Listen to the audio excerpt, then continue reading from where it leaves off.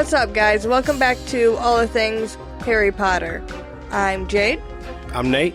I'm James. This is the Soaked in Alcohol chapter by chapter reread of the Harry Potter series by J.K. Rowling. This week we are going to be doing chapter 11, the Dueling Club. How y'all feeling? I'm alright. This chapter had a lot going on in it. I like the fight scene, personally. We get a little bit of Harry running around the castle. They go to the Dueling Club, and then an attack happens. And it's all getting pretty intense. So this chapter starts off in the hospital wing. Harry wakes up, and he has an arm full of bones, but he's still very stiff, and I'm guessing probably hurts. Can't feel great. He's never moved those bones before in his life. It's like growing pains times a million. Yeah, that would definitely suck. But you'd think they'd have like a painkiller or something.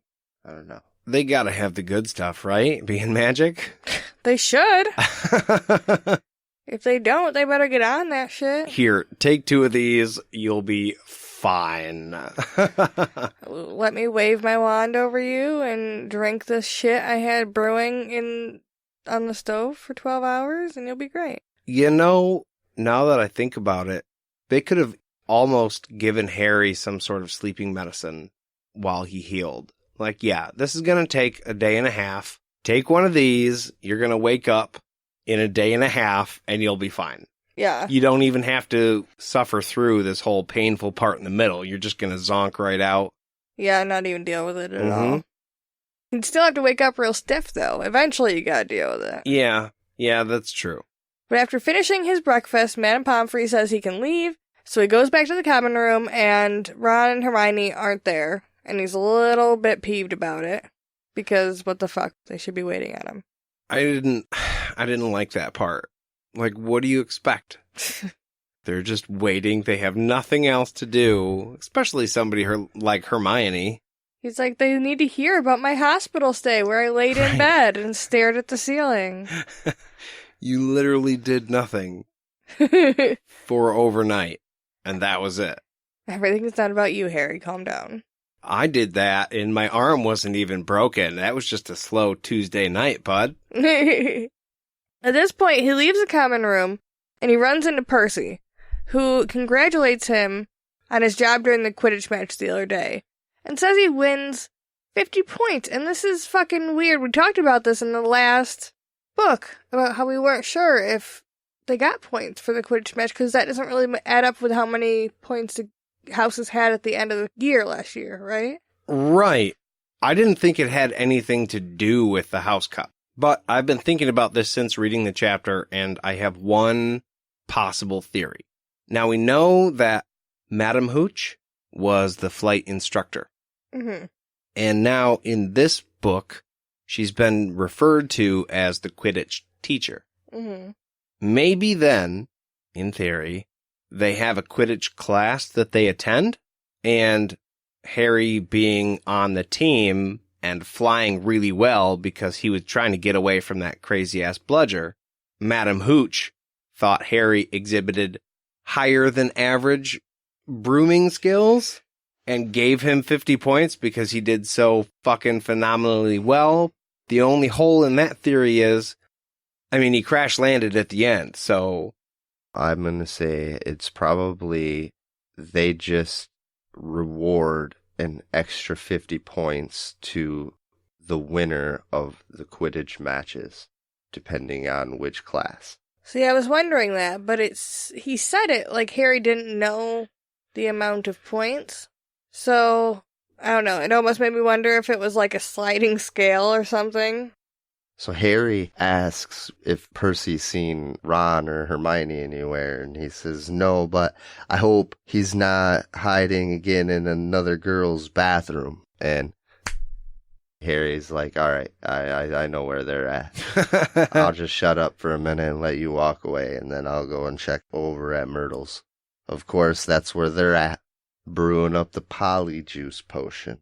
Yeah, it says he opens the door, and he hears their voices inside. So he closes the door behind him, and then he's like, it's me, because he assumes nobody else could be walking in there. And they hear like a bang and a splash, So you know whoever's inside got freaked the fuck out. And he can see Hermione peeking at him through a keyhole. A keyhole in a stall. Yeah, that's weird. They don't just have the little slider or the little, the knob that you twist. They have a fucking key. Alohomora. This is a little bit older than ours. I had that thought too, but they didn't have bathrooms with stalls in medieval castles anyway, so it's been updated. Yeah, for sure. I don't know. It's one of those tiny little details like, wait, what? They have to use a key? Are they given a key at the beginning of the year, or does everyone have a different key? I don't know. It's also weird because they decide that they're going to just brew the potion in there because people don't usually go in there. And I feel like that's such a, sometimes people don't go in there. Yeah. Well, that and you and I have both quit smoking recently, but we used to smoke in the bathrooms. Yeah. Or at least I mean, it happens. you would try to smoke in the bathroom, but it's easy to detect, so it's not easy to do. Right. Yeah. You would think that brewing this fucking potion in a stall, yeah, it would attract some. That's what I'm saying. someone's gonna notice. Any girl who has to pee on the second floor is not gonna, if she really has to go, she's not gonna wait just because it's one of Myrtle's bathroom. She's gonna be like, I'm gonna pee, and I'll deal with Myrtle. Fuck it. At least I would. I'm not running to a whole other floor with the moving staircases. Fuck no. Well, when you gotta go, you gotta fucking go. Right. So, I just feel like in a magical castle with endless grounds, there's probably a better place they could have found to brew this potion.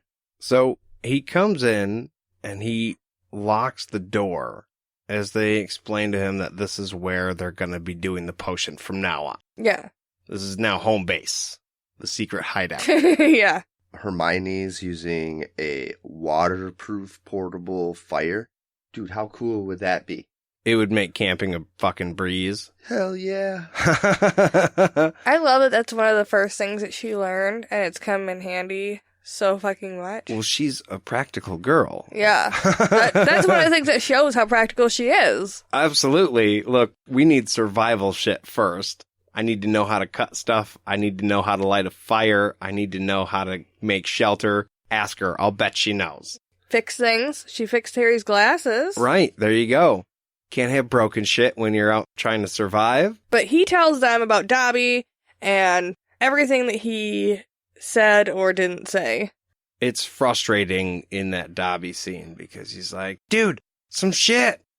And then he doesn't tell you anything. Yeah. He just disappears, and you're left like the first time you see him in the book. He's like, oh, there's a warning, bad stuff's gonna happen, but I can't tell you anything else.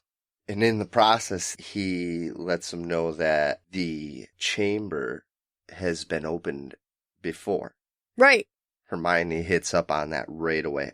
Well, if it's been opened before, obviously it has to have been Lucius that did it the first time and now taught Malfoy how to do it this time. Makes complete sense. I love how stupid these kids think the adults are, though.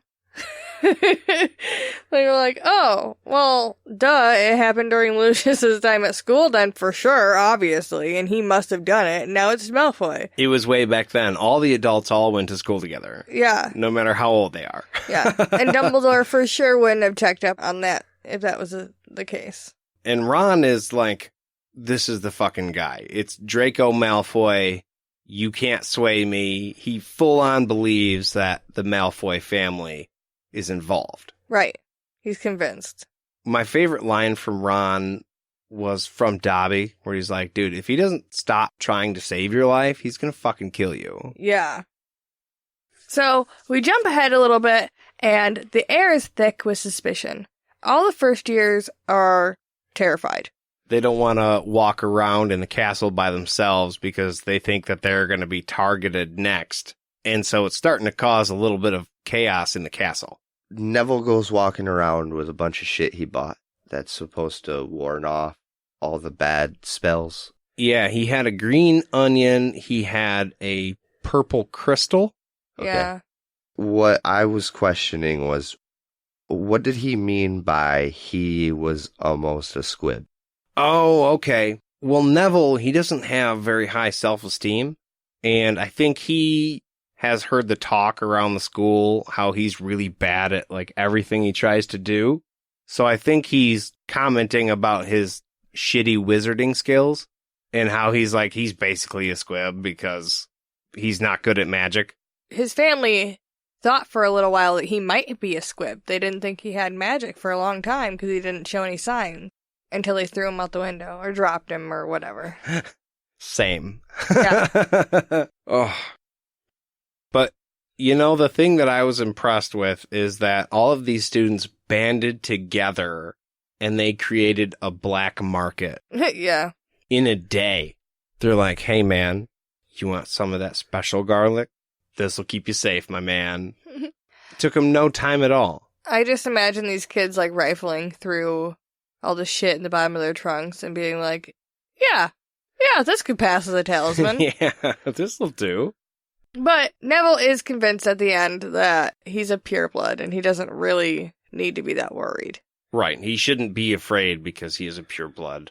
And the Filch thing was just a joke, so I don't think he really believes it. Right.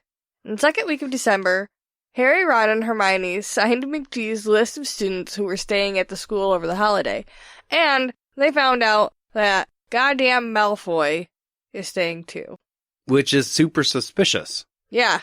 And yet, it's oddly convenient because this makes the perfect opportunity for them to use their polyjuice potion. Yeah. But he normally goes home to his, mansion and all of his shit. Yeah, didn't he give them a whole bunch of shit in the last book about, hey, I feel sorry for the people who don't get to go home? Yeah, nobody wants him there. Ha ha ha. Yeah. Dick. Yeah. He's an asshole. But my theory with that is all these kids really just don't want to go home and deal with the assholes they had to deal with growing up. So I get a free Christmas vacation away from you? Okay. All the way around. Of course, that comes at the cost of staying at school. Yeah. I'm just trying to think, would you be more prone to buying your kid more shit if he stayed home with you? Because, oh, I see you're here, I get to see you open it. Or less, because if they stay there, then you're trying to, overcompensate because you don't see them.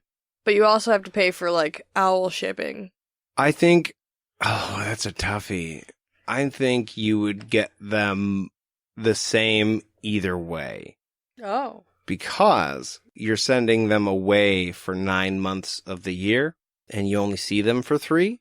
And so I feel like you got to plan for things like that. So you're probably not going to be that much of a spur-of-the-moment person. I thought you were going to go with you pay for them to go to school for most of the year. So you're like, fuck you, I paid for your well, for yeah, most of your presents I guess already. That's I paid for your vacation. I just thought it was an interesting idea. Would you rather go home or just have them send you your shit? Me just being who I am, I'd probably stay at school. Yeah, I know. I figured. I'd be like, yeah, nice to hear from you. I'm going to sleep. Open my stuff when I want to. Yeah. James, would you rather go home or stay at school? I think I would stay. I think if I had friends like Harry and Ron, I would probably stay at school. If I didn't, I would go home.